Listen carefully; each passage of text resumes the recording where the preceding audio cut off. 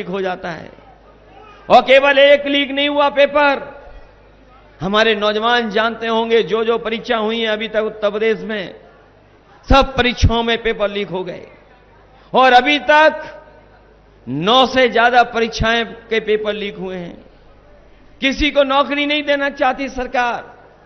अभी हमने जब गणित का हिसाब किताब लगाया तो मैंने कहा कि अगर उत्तर प्रदेश में जो परीक्षाएं जिनके पेपर लीक हुए हैं उन नौजवानों की संख्या 60 लाख है और यही 60 लाख नौजवान अगर उनके मां बाप को जोड़ दें तो 60 लाख परिवारों में 3 सदस्य हो गए जो इस सरकार के खिलाफ हैं। अगर 60 लाख का गुणा हम 3 से कर दें तो 1 करोड़ 80 लाख बनता है और यही 1 करोड़ 80 लाख अगर 80 लोकसभाओं से भाग दे दें तो हर लोकसभा में 2,25,000 इस भारतीय जनता पार्टी का वोट कम हुआ है। जिस दल के खिलाफ किसान और नौजवान हो वो सरकार बचेगी कैसे, ये बता दो हमें आप। क्या सरकार बचेगी?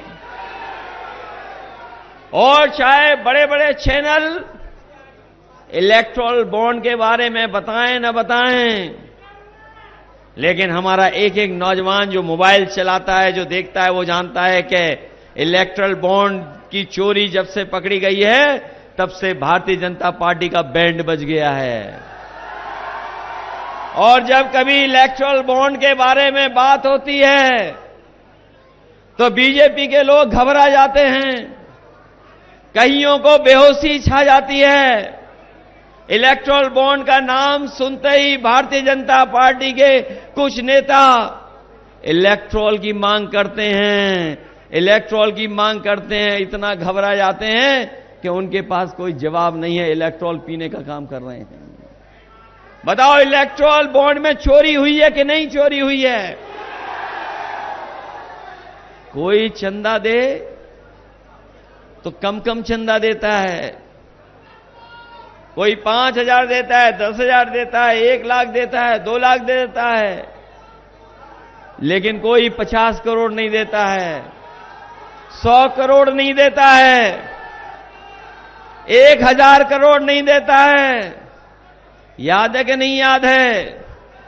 बीजेपी के लोगों ने कहा था कि न खाएंगे न खाने देंगे, लेकिन ये बीजेपी के लोग तो ऐसा खा रहे हैं कि डकार भी नहीं ले रहे हैं।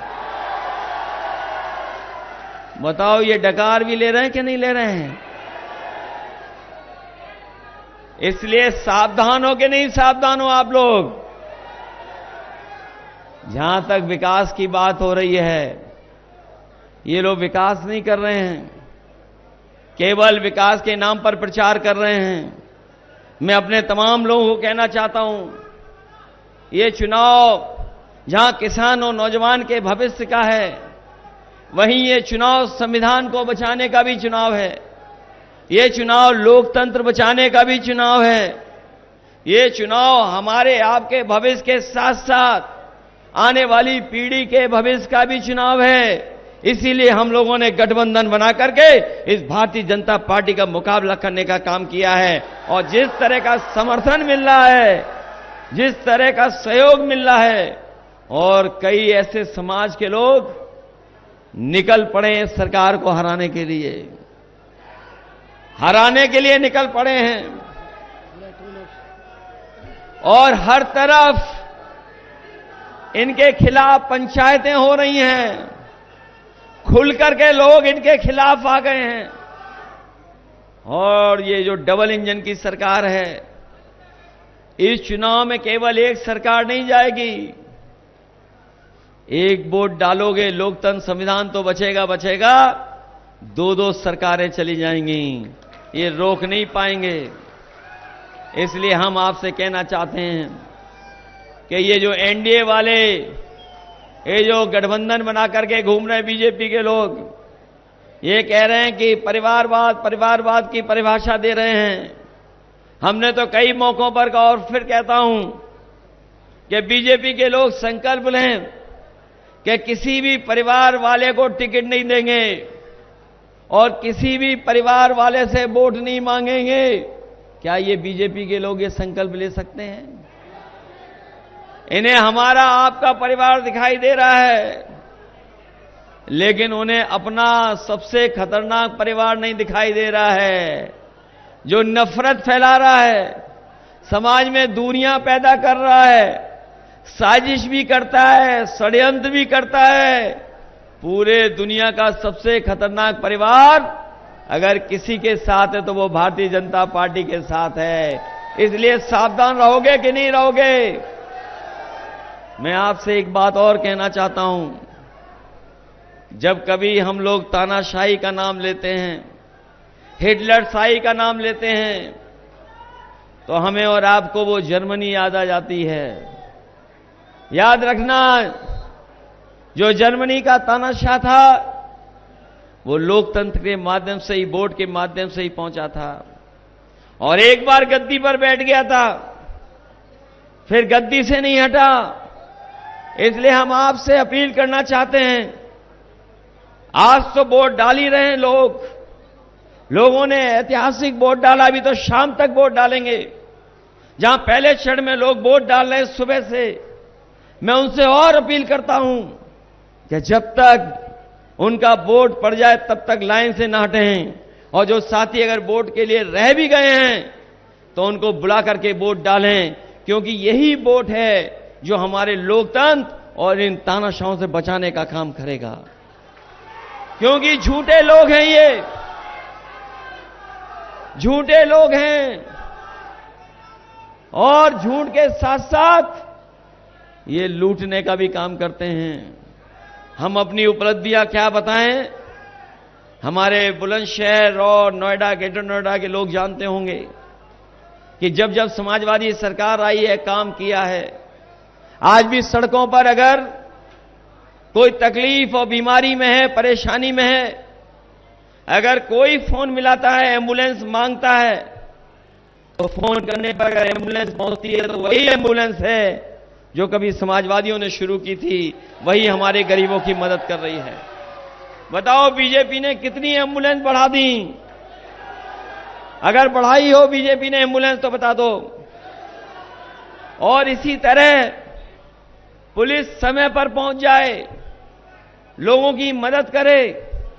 अगर कहीं झगड़ा हो जाए, कोई एक्सीडेंट हो जाए, तो फोन मिलाने पर पुलिस मदद के लिए पहुंच जाती थी, ऐसा 100 नंबर दिया था। लेकिन बीजेपी के लोगों ने 100 नंबर को 112 कर दिया, और जब से 112 किया, पुलिस ने भी अपना रेट बढ़ा लिया। बताओ, बढ़ा लिया रेट कि नहीं बढ़ा लिया? ये लोग कभी कभी हम लोगों पर गुस्सा दिखाते हैं, लेकिन हम इन्हें कहना चाहते हैं, अभी कुछ दिन पहले याद होगा आपको, कुछ सालों पहले सरकार ने फैसला ले लिया कि जो हमारी फौज की भर्ती है, जो हमारी पक्की वर्दी पहनकर के नौजवान सेवा करने जाते थे देश की रक्षा के लिए, नौजवान महीनों तैयारी करता था और सोचता था कि हमें वर्दी पहनने को मिल जाएगी, हम देश की सीमाओं की रक्षा करेंगे। लेकिन रातों रात भारतीय जनता पार्टी ने फैसला ले लिया, और जो हमारी पक्की फौज की नौकरी थी उसको बताओ अग्निवीर में बदल दिया कि नहीं बदल दिया? जो जीवन भर की नौकरी थी, पेंशन मिलती, शहीद होने पर सम्मान मिलता, इस सरकार ने वो सम्मान भी छीन लिया और आधी अधूरी अग्निवीर की नौकरी दे दी। हम अपने नौजवानों को कह करके जा रहे हैं, ये इंडिया गठबंधन सत्ता में आएगा, उसी दिन ये आधी अधूरी नौकरी अग्निवीर की खत्म करने का काम करेंगे, और जैसे पहले फौज की पक्की नौकरी होती थी, वैसे ही हम उसी को लागू करने का काम करेंगे। हम अपने खाकी पहनने वाले भाइयों से भी कहना चाहते हैं, हम अपने खाकी पहनने वाले भाइयों से भी कहना चाहते हैं, अभी तो फौज की 4 साल की नौकरी हो गई, अगर बीजेपी वाले आ गए दोबारा तो आपकी 3 साल की नौकरी हो जाएगी। इसलिए आप लोग भी मदद करिए, नहीं तो अग्निवीर जैसी 3 साल के बाद आपको अपने गांव और घर जाना पड़ जाएगा। इसलिए जहां हम और आप सावधान हैं, इन फोर्स के लोगों को भी हम सावधान करने जा रहे हैं, क्योंकि अगर वो अग्निवीर की व्यवस्था कर सकते हैं, देश की रक्षा के साथ खिलवाड़ कर सकते हैं, तो पैसे के लिए और पैसे बचाने के लिए हो सकता है हमारी पुलिस को भी आउटसोर्स की नौकरी कर दें। सोचिए, अगर आउटसोर्स की नौकरी हो गई इनकी, तो इनका भविष्य क्या है। इसलिए हम समाजवादी लोग इस भारतीय जनता पार्टी को हटाना चाहते हैं, जिससे हमारे फौज से लेकर के हमारे जवानों को पक्की नौकरी मिल जाए। उस दिशा में हम लोग काम करेंगे।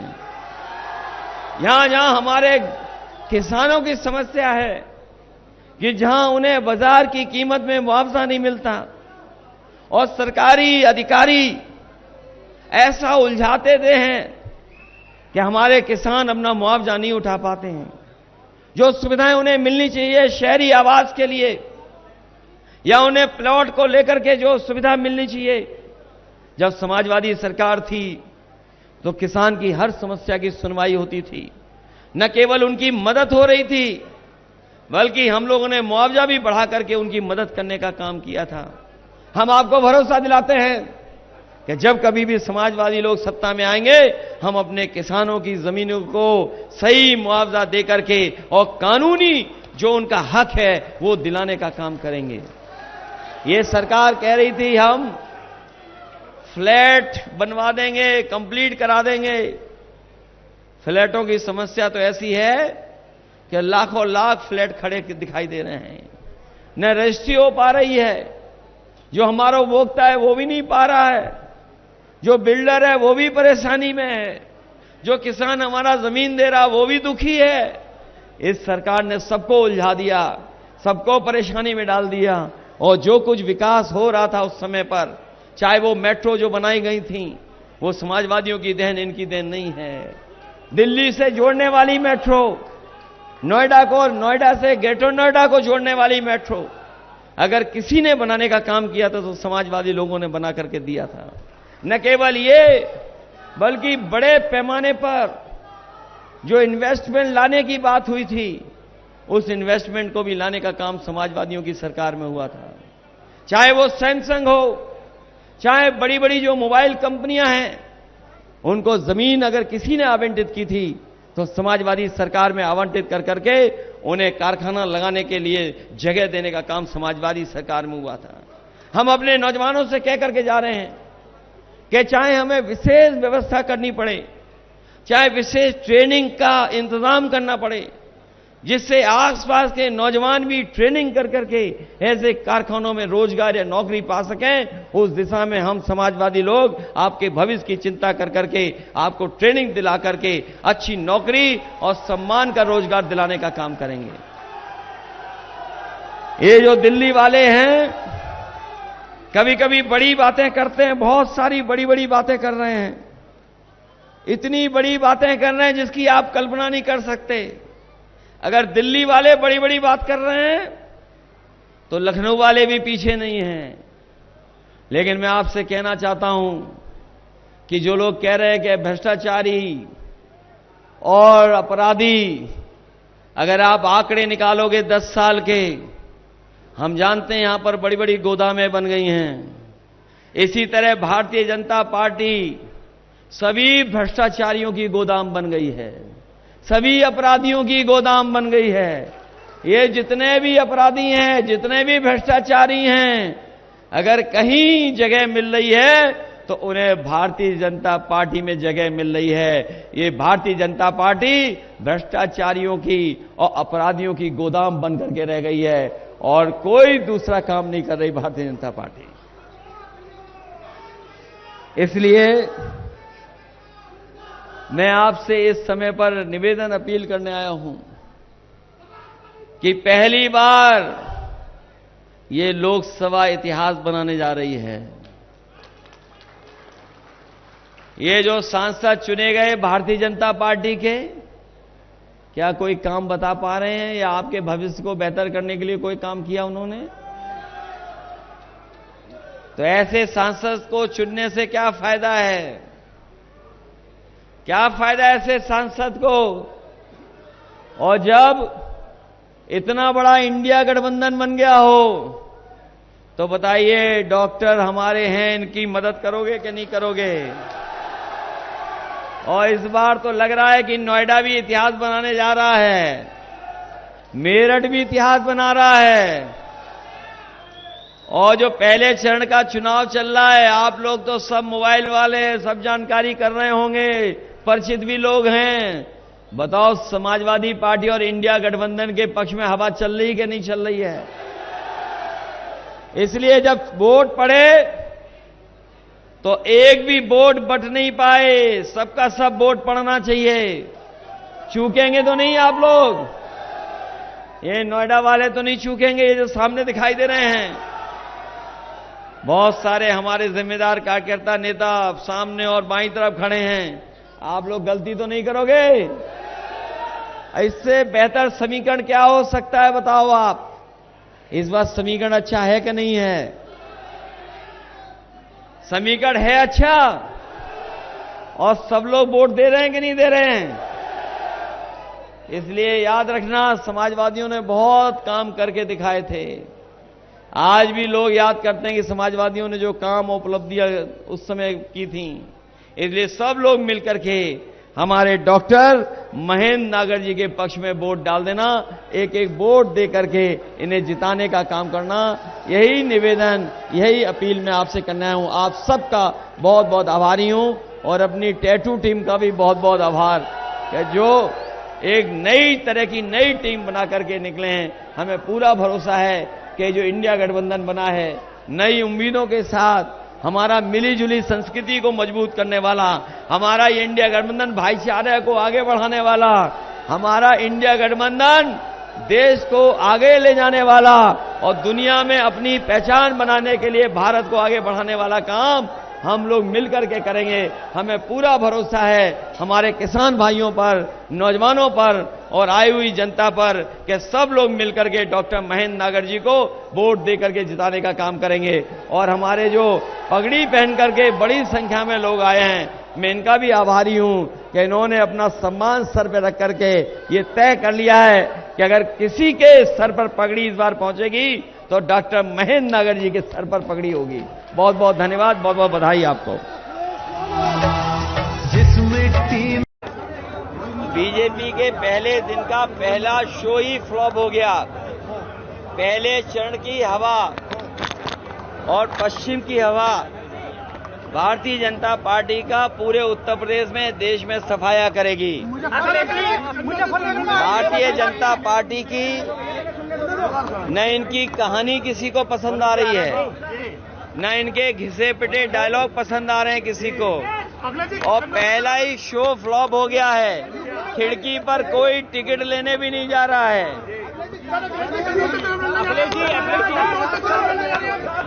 देखिए, चुनाव में बहुत जल्दी तारीख आ जाएगी। जो हमारे साथी पूछ रहे हैं कन्नौज से, बहुत जल्दी आ जाएगा। और जो हमारे साथी कह रहे हैं, मैं तमाम उन लोगों को मैं धन्यवाद देता हूं। उन परंपरागत वोट को, जो परंपरागत वोट भारतीय जनता पार्टी को जाता था, लेकिन अपने मान सम्मान को लेकर के और उन्होंने अपनी राजनीतिक चेतना को आगे कर करके उन्होंने जो वोट डालने का काम भारतीय जनता पार्टी के खिलाफ किया है, मैं ऐसे सभी लोगों का बहुत बहुत नमन और धन्यवाद देना चाहता हूं। क्या पीडीए की असली परीक्षा है? क्या पीडीए की असली परीक्षा है? पीडीए की परीक्षा और कई परीक्षाएं होनी है पीडीए की। ये पीडीए परिवार ही भारतीय जनता पार्टी का सफाया कर रहा है। पीडीए ही एनडीए को हराएगा। पीडीए के साथ जो धोखा हुआ है, पीडीए के साथ जो भेदभाव हुआ है, पीडीए परिवार, पीडीए सदस्यों के साथ जिस तरीके से उनके अधिकारों को छीना गया है और जिस तरह से किसान दुखी है। क्या किसानों को आय दोगुनी की बात कही थी? क्या आय दोगुनी हो गई 10 साल में?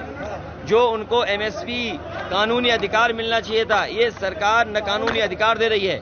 और इतने पेपर लीक हुए हैं कि मुख्यमंत्री अपने भाषण में पेपर लीक के बारे में कोई शब्द नहीं कह रहे। क्या नौजवान ये भूल जाएगा जो पेपर लीक हुए हैं? कोई परीक्षा नहीं बची जिसमें पेपर लीक ना हो। इसीलिए मैंने आपको बताया था कि 60 लाख नौजवान प्रभावित हुए। 60 लाख गुणा 3, 1,80,00,000। 1,80,00,000 का अगर भाग 80 में दे दें तो 2,25,000 वोट कम हुआ है। और हमारा साथी ठीक कह रहा है कि क्षत्रिय समाज और बहुत सारे ऐसे समाज निकल पड़े हैं, लाखों की संख्या में। हर लोकसभा में इनका वोट कम हुआ है। ये लाखों वोट जो कम हुआ है, इसकी भरपाई भारतीय जनता पार्टी कहां से करेगी? आज मोदी जी ने कहा है दो लड़के दो शहजादे शूटिंग कर रहे हैं, तुष्टीकरण की राजनीति कर रहे हैं। समाजवादी पार्टी इंडिया गठबंधन ये मिली जुली संस्कृति की पहचान है। इंडिया गठबंधन भाईचारा को बढ़ाने वाला गठबंधन है। इंडिया गठबंधन किसानों के हक दिलाने के लिए गठबंधन है। इंडिया गठबंधन नौजवानों के साथ जो भेदभाव हुआ है उस नौकरी और रोजगार दिलाने का गठबंधन है।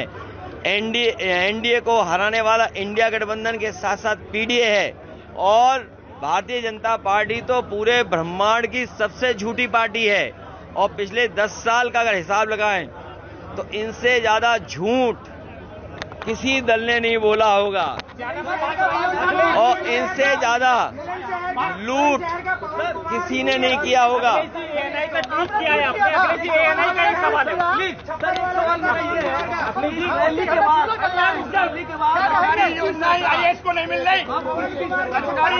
पीडीए सरकार, पीडीए के समर्थन वाली सरकार।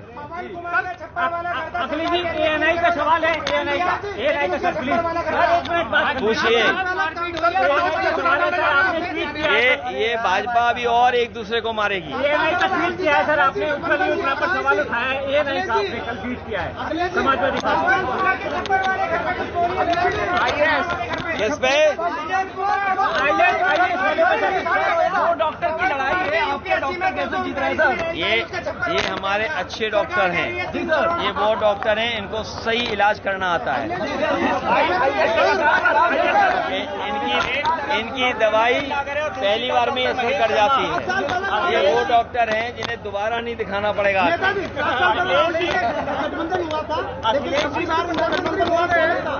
ये इस बार इंडिया गठबंधन से घबराए हुए हैं। सर कन्नौज में चुनाव लड़ने जा रहे हैं आप? इंडिया गठबंधन जीतने जा रहा है और आपके अधिकारों को भी दिलाने का काम करेंगे अपने प्रेस के लोगों को। सर कन्नौज में चुनाव लड़ने जा रहे हैं आप? सर आप इस सवाल से बच रहे हैं।